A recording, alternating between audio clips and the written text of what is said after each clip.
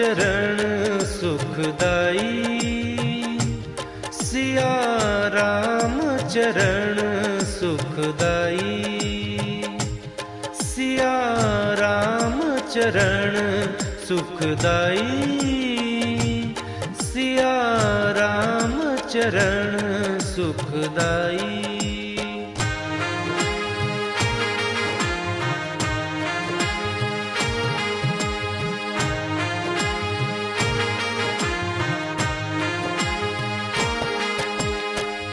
पावन माटी के दर्शन जहाँ, पावन माटी,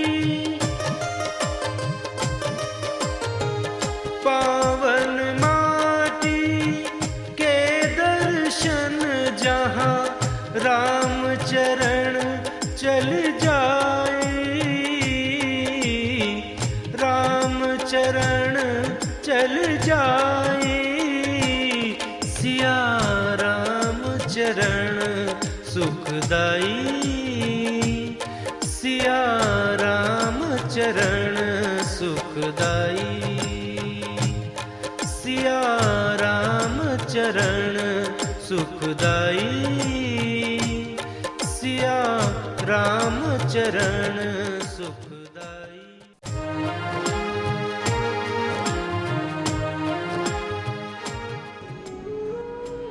भाई और बहनों, जय श्री सीताराम।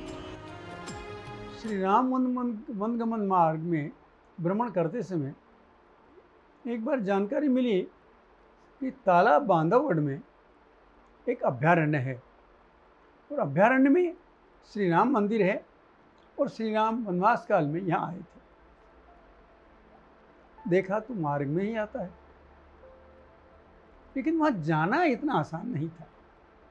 अब तो बिल्कुल नहीं आसान, क्योंकि अब तो सुप्रीम कोर्ट ने आदेश दे दिया कि नहीं जा सकते, लेकिन उस समय पर्यटक वहाँ तक जाते थे। मैं जब तालाब बांधवगढ़ के अभ्यारण्य के कार्यालय में गया, उन्होंने मुझे बताया कि इतना रुपया आपकी गाड़ी का लगेगा, इतना जो जाएगा सहायक मार्गदर्शक उसका लगेगा, इतनी फीस लगेगी। ऐसा करके उन्होंने 800-900 रुपये का बिल मुझे बता दिया।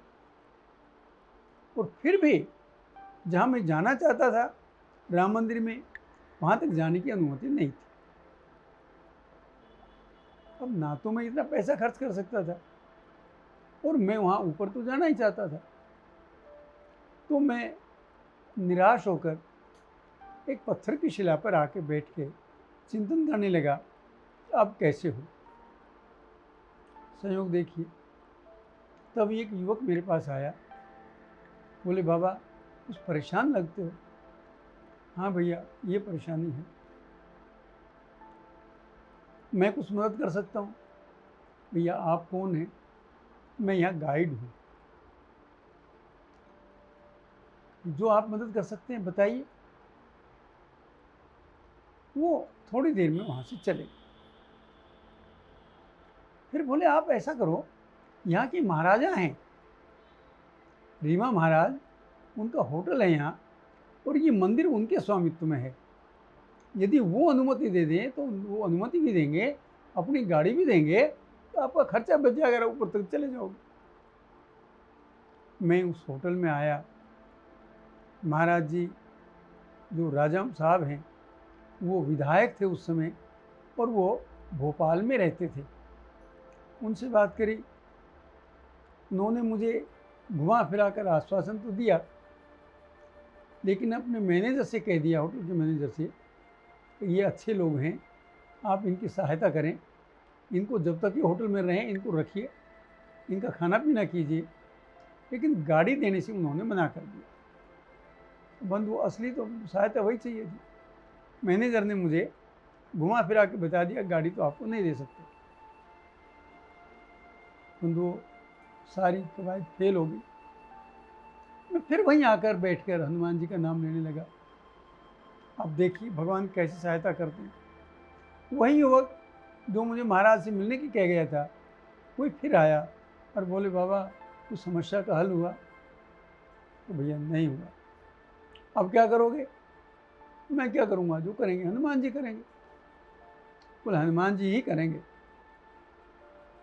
और बंधुओं, वो थोड़ी देर के लिए वहाँ से चला गया। मैं वहीं बैठा रहा। फिर मेरे पास आया, बोले आपका काम हो जाएगा, आपको कुछ खर्च नहीं करना, एक पैसा भी खर्च नहीं करना, आप ऊपर तक जाएंगे जहाँ तक जा सकते हैं, और उससे ऊपर जाना आपके भाग्य में होगा तो चले जाएंगे, नहीं तो नहीं जाएंगे। तो भैया क्या व्यवस्था है। संयोग हुआ वहाँ एक जर्मन दंपति, वृद्ध दंपति आए हुए थे, और वो पक्षी देखने के शौकीन थे। उन्होंने कहा इनका मैं गाइड हूँ, और ये अगर आपको आकर कहें कि आप हमारे साथ चलो तो आप हाँ कर लेना।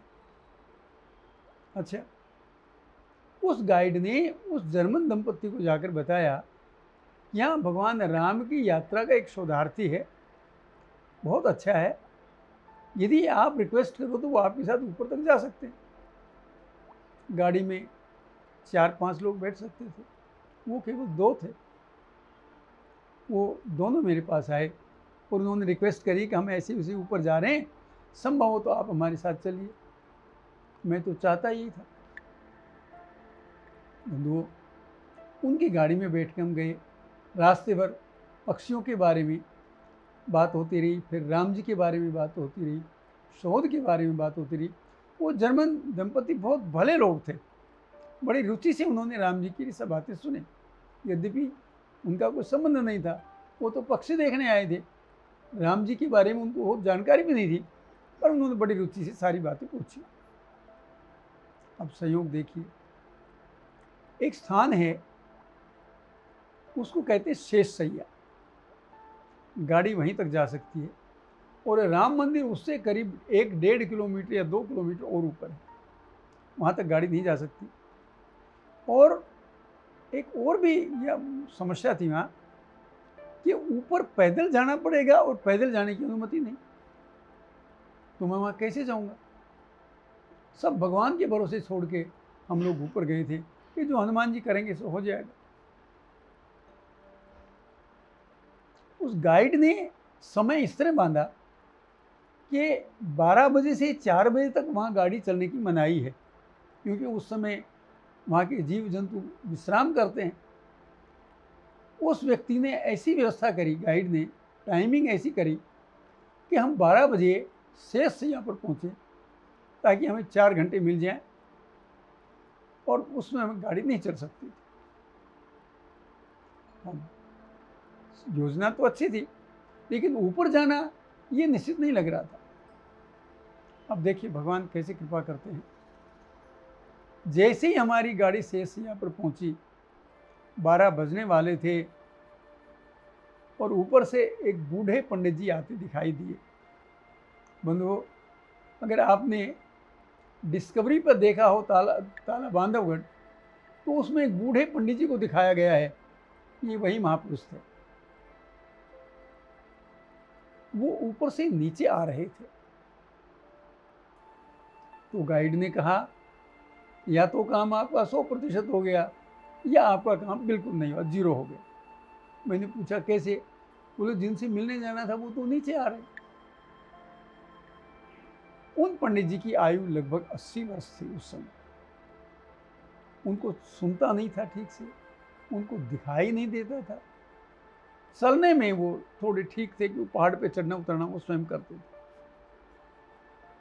वो गाइड ने मुझे साथ चलने को कहा। हमने पंडित जी के चरण स्पर्श किए, और गाइड ने मेरा पंडित जी से परिचय करवाया कि ऐसे ऐसे ही भगवान राम की यात्रा की खोज कर रहे हैं और आपके मंदिर को देखना चाहते हैं, लेकिन आप तो नीचे आ गए तो कैसे देखेंगे। हम लोग चमत्कार हो गया। पंडित जी ने कहा ऐसे अतिथि रोज रोज थोड़ी आते हैं, आप कहाँ जा रहे थे? बोले मैं तो नीचे राजा के कार्यालय में अपनी तनख्वाह लेने जा रहा था, अपने सामान लेने जा रहा था, पर अब मैं वहाँ नहीं जाऊँगा, अब मैं इनको साथ लेकर ऊपर जाऊँगा। वो कैसा चमत्कार, हम कल्पना नहीं कर सकते थे। और पंडित जी मुझे अपने साथ लगभग 2 किलोमीटर पहाड़ पर ऊपर ले गए, जहाँ वो श्री राम मंदिर है। वहाँ हम गए, उन्होंने सारी चीज़ें एक एक करके दिखाई।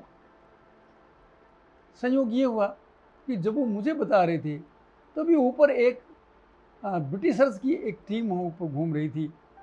उन्होंने पंडित जी से बहुत कुछ पूछने की कोशिश की, लेकिन उन्होंने उन पर ध्यान नहीं दिया। मैंने कहा पंडित जी मैं तो आपसे पूछ ही लूँगा, आप इनको कुछ बता दो तो आपको कुछ 100-200 रुपये मिल जाएंगे। बोला मैं पैसे के लिए काम नहीं करता, मुझे पैसा ऐसे नहीं चाहिए, और आप आ गए तो पैसा मेरे लिए गौण है। कितना त्याग, पैसा मिल रहा है, पर ऐसा नहीं कि वो बहुत संपन्न व्यक्ति थे। उस समय उनकी महीने की तनख्वाह केवल 600 रुपये थी।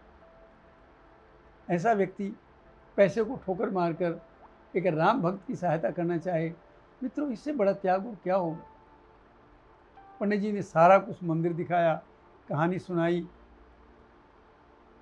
तब मुझे लगा कि पंडित जी को दिखता नहीं, सुनता नहीं, और ये अकेले इस जंगल में रहते हैं। कमाल की बात तो ये है कि मंदिर में दरवाजा नहीं था, कोई भी व्यक्ति पशु कभी भी कहीं भी घुस सकता था। मैंने पूछा पंडित जी आपने कभी शेर देखे हैं? बोले बेटा अब तो नहीं, जब मैं जवान था तब यहाँ शेर ही शेर देखता था। अब क्या हो गया? अब बोले देखो कहाँ से, मुझे दिखाई नहीं देता। बोले धाड़ तो सुनते होंगे? बोले कहाँ धाड़ सुनता हूँ, वो मुझे सुनाई भी नहीं देता। अब आप देखिए, हिंसक पशुओं के बीच जिस आदमी को दिखाई नहीं देता, जिस आदमी को सुनाई नहीं देता, और वो अकेला निडर होकर वहाँ रह रहा है। मैंने पूछा पानी कहाँ से लाते हो? बोले इसी तालाब से लेता हूँ। और उनका शेर पानी पीने के आते हैं? बोले वो भी इसी में आते हैं। मुझे बड़ा आश्चर्य हुआ। ऐसा व्यक्ति जो स्वयं अपनी रक्षा नहीं कर सकता, चल नहीं सकता, वो उन जंगली पशुओं के बीच रहता है। मैंने पूछा पंडित जी ऐसा कैसे होता है? बोले इसमें कोई बड़ी बात नहीं है, मैं इन पशुओं से ना डरता हूँ ना इनको डराता हूँ, इसलिए अगर कोई जानवर मेरे सामने आ भी जाए और मुझे दिखाई नहीं दे तो जानवर ही रास्ता छोड़ के अलग हो जाता है, मुझे तो पता ही नहीं। गाइड ने बताया कि कल परसों ये बाबा मरते मरते बचे। मैंने पूछा कैसे? बोले वो एक अजगर के ऊपर चढ़ गए थे। अजगर जो दूर से आदमी को लपेट लेता है, आक्रमण करता है, बाबा को दिखाई नहीं दिए, बाबा उसके ऊपर चढ़ गया अजगर। ऐसे चमत्कारिक मंदिर के दर्शन किए। मैं वापस आया और बंधुओं सचमुच 2-2.5 घंटे 3 घंटे तक उस क्षेत्र में घूमना जहाँ घूमने की अनुमति नहीं थी, और जंगली पशु जहाँ पग पर भी मिल सकते थे, बड़ा रोचक रोमांचक वो दृश्य मैंने देखा। वापस आया तब तक 4 बज गए थे और वो जर्मन दंपत्ति भी नीचे जाने के मूड में थे। मैं उनके साथ आया और अपने काम पर आगे चला गया। अब आप विचार कीजिए, इन परिस्थितियों में मुझे उस राम मंदिर के दर्शन हुए, वहाँ की जानकारी मिली। क्या ये मनुष्य की पराक्रम है? नहीं, ये उसी शक्ति की योजना है। नहीं तो ये कल्पना ही नहीं थी कि वो बाबा मुझे वहाँ मिल जाएंगे, मुझे ऊपर ले जाएंगे। बंधुओं, उसी शक्ति को हम नमन करें जिसने काम करवाया। जय सीता राम।